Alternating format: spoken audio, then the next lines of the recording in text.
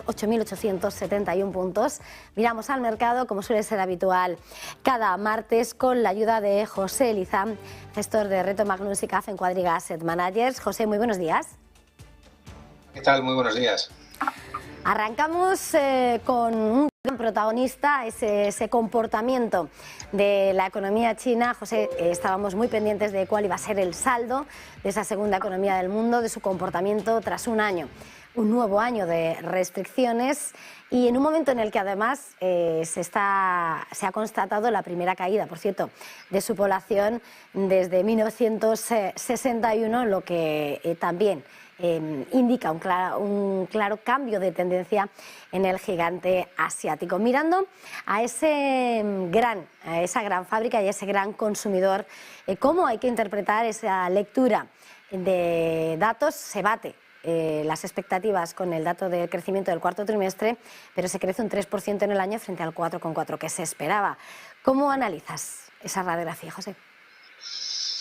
Bueno, yo creo que ese bajo crecimiento, que es el peor, creo que en 25 años, pues justifica el porqué del reopening, ¿no? Tenías una población empezando a generar revueltas sociales, ¿no? Y por otro lado tenías un crecimiento muy débil, ¿no? Y como digo, el más débil probablemente en los últimos 25 años de la economía asiática. Y eso, pues yo creo que es lo que ha impulsado esa doble combinación, pues es lo que ha impulsado el reopening por parte de las autoridades chinas, ¿no? El llevar 3 años con unas fuertes restricciones, pues ha llevado a la economía hasta aquí. Y yo creo que es lo que ha justificado que en un entorno en el que la población está diciendo basta ya, ¿no? Y está diciendo vamos a cambiar la forma de hacer las cosas, con revueltas sociales en un país que es bastante poco común, todo el tema de revueltas populares, pues yo creo que ha forzado una medida oportunista. Y lo comentábamos aquí, Eva, hace tiempo, ¿no? Que era un poco absurdo seguir con ese tipo de restricciones cuando ha habido un ejemplo de éxito en todo Occidente haciendo una buena campaña de vacunación, ¿no? Y la verdad que no entendemos muy bien qué han estado haciendo durante estos 3 años en vez de aplicar las políticas que se ha demostrado que funcionan en otros países del mundo y que ha permitido volver pues prácticamente a la normalidad a muchas de las economías más desarrolladas del mundo, ¿no? Y bueno, pues ahora estamos teniendo un repunte enorme de fallecimientos, por desgracia, estamos teniendo un poco de saturación sanitaria, pero sí que es verdad que todas las medidas van encaminadas a relanzar su economía, ¿no? Y se espera que haya una aceleración del PIB en los 2 primeros trimestres de 2023, pero yo creo que es un periodo temporal, ¿no? O sea, no esperamos que sea, sí que esperamos una recuperación del crecimiento, pero esperamos que sea un periodo de tiempo corto, ¿no? Que sea un par de trimestres buenos y luego otra vez una moderación, ¿no? No esperamos que sea un cambio de tendencia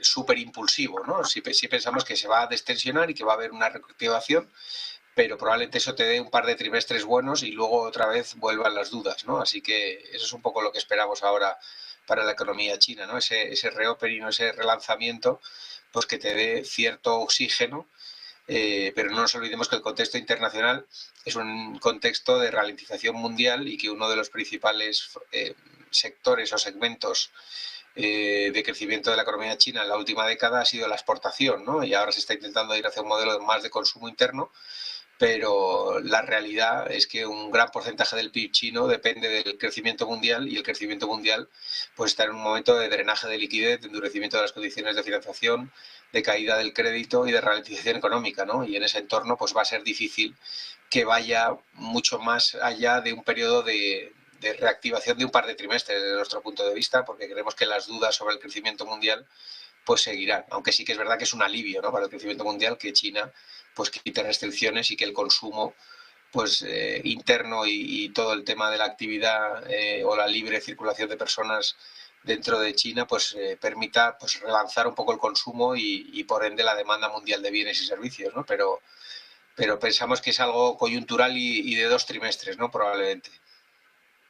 Sin irnos demasiado lejos de China, Sí, abrimos capítulo de bancos centrales. Quería preguntarte ahora en breve por las declaraciones de Philip Lane, o bueno, al mismo tiempo, ¿por qué se inicia esa reunión del Banco de Japón, un encuentro que llega en medio de esas presiones y esos debates sobre si finalmente, ya hemos visto como la inflación en Tokio tocaba ya máximos de 4 décadas, esa subida de los precios que se va extendiendo, se cambió ese rendimiento en la curva de tipos cuando se miraba en el Banco de Japón.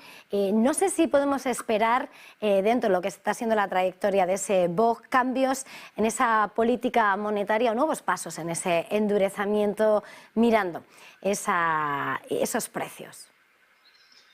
Bueno, pues sí que es verdad que fue una sorpresa, ¿no? Que hasta en Japón haya inflación, pues te deja entrever la situación que hay a nivel mundial, ¿no? Porque llevan 40 años combatiendo la deflación y era el último bastión de los grandes bancos centrales del mundo que quedaba, ¿no? La última medida de hablar del 0,5 en vez de el 0, ¿no? Pues se tomó como un inicio del proceso de tightening por parte de Kuroda al frente del Banco Central de Japón, aunque Kuroda ha salido a desmentirlo, pero sí que es verdad que todas las apuestas no esperan que en la reunión de esta semana haya un endurecimiento de política monetaria. De hacerlo, pues catapultaría lógicamente al yen y sería una revolución para todo el tema de los activos en Japón, pero sí que se espera para finales del primer trimestre, ¿no? Que se produzca ese movimiento, o sea que probablemente Kuroda va a hacer un poco el camino que ya hemos pasado de la Unión Europea o de la Reserva Federal, ¿no? Primero lo negarás, ahora están alertando de que es simplemente un fenómeno de inflación importada, ¿no? Y de un tema de precios de energía y de materias primas,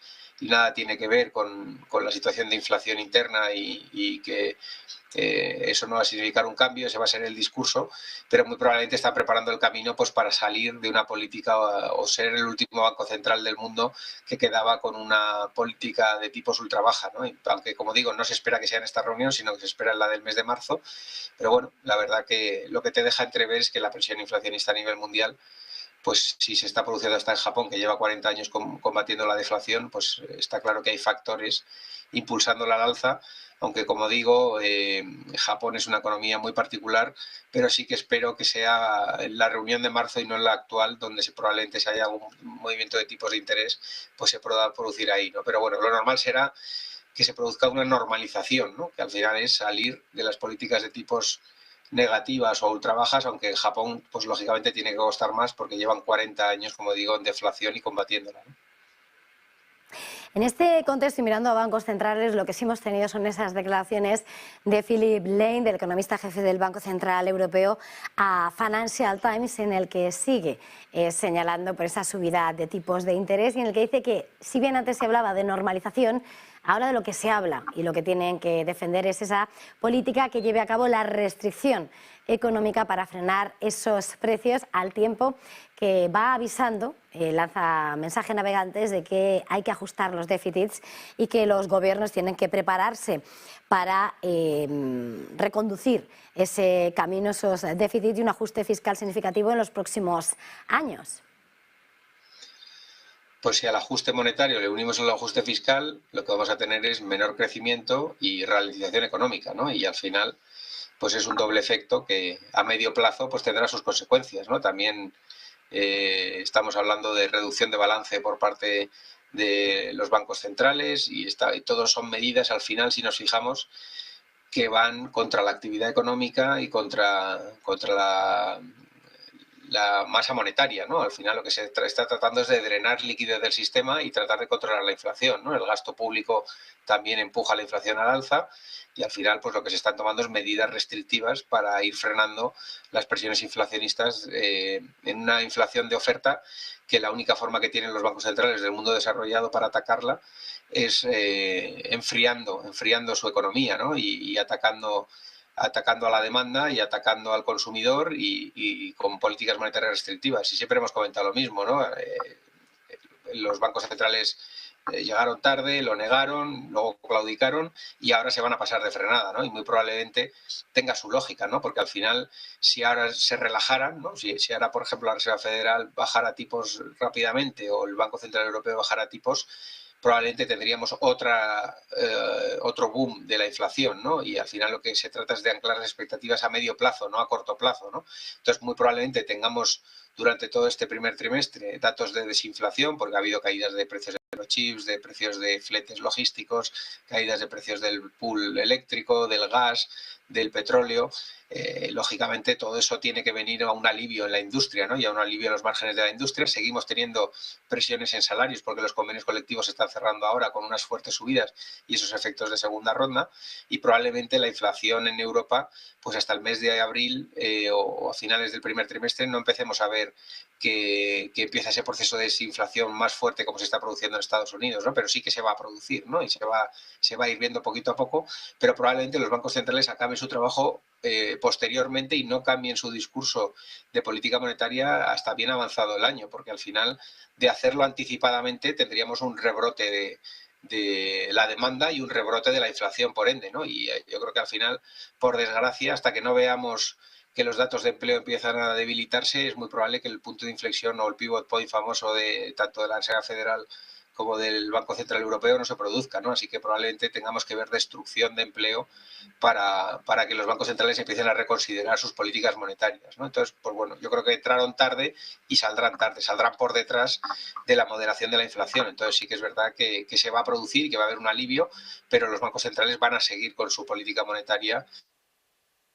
Trata de anclar expectativas no a corto plazo, sino a largo plazo y tratar de alcanzar ese objetivo que no está previsto, alcanzar ese 2,5% o 2% de inflación, pues hasta 2024 finales, casi 2025, ¿no? Tanto en el Banco Central Europeo como en la Reserva Federal, ¿no? Entonces yo creo que probablemente se pasarán de frenada, ¿no? Que es lo que hemos venido comentando muchas semanas.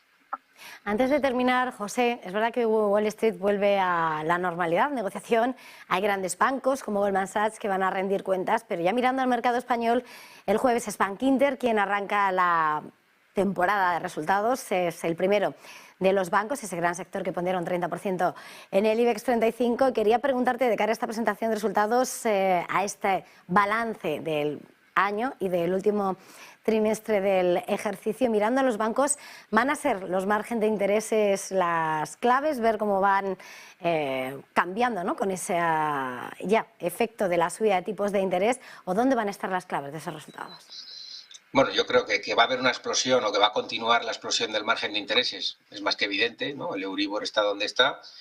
Yo creo que la clave a partir de ahora, en los próximos trimestres, va a estar en ver, por un lado, las provisiones, ¿no? Probablemente en particulares no se empiece a ver temas de aceleración en provisiones, pero probablemente en corporaciones la oleada de concursos que había por todo el tema de los periodos en los que no se podía activar concursos de acreedores y todos los periodos que ha habido de carencia, ¿no? Por parte de esas ayudas públicas y todas las restricciones que ha habido a activar esos concursos se están activando, y probablemente en crédito corporativo pues empiece a haber algo de provisiones, ¿no? Pero bueno, en el caso de Bankinter yo creo que es un cliente muy seleccionado y de rentas medias altas y muy probablemente todavía sea pronto, ¿no? Pero bueno, yo creo que los ojos, o sea, que la parte de ingresos va a explotar por la parte de margen de intereses está más que descontado.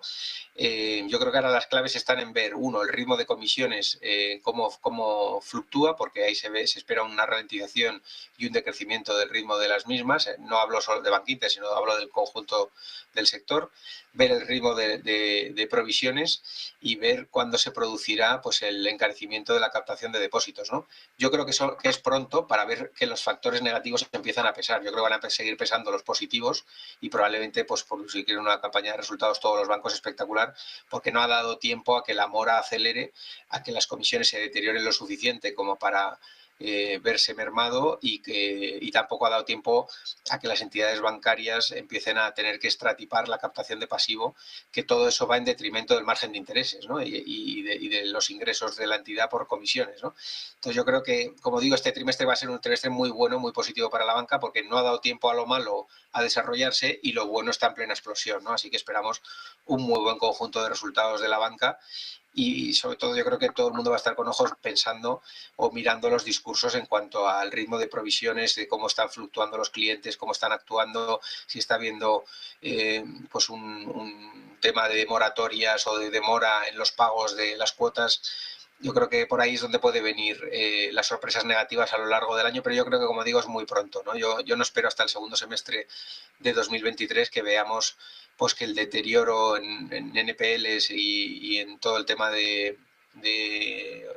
pues eso, el extratipar depósitos o la caída de comisiones. No espero malas noticias hasta el segundo semestre de 2023 y muy probablemente el 1Q y el 2Q pues siga con la fiesta, ¿no? Siga con la explosión en margen de intereses y con cierta calma o moderación, porque como decíamos, volvemos a lo mismo, el empleo está muy fuerte y mientras el empleo esté muy fuerte es difícil que dejes de pagar créditos, intentarás refinanciar, intentarás alargar plazos, pero lo último que quieres es dejar de pagar tu crédito porque al final se te cierra la financiación, ¿no? Entonces, muy probablemente mientras el empleo siga muy robusto es muy difícil que veamos una aceleración de provisiones y el deterioro de la parte mala que tendrán los bancos en un entorno de ralentización, ¿no?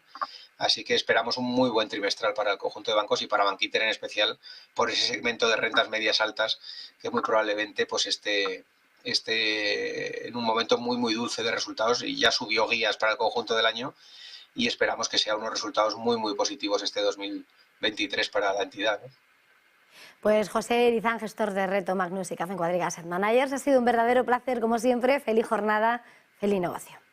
Igualmente a todos.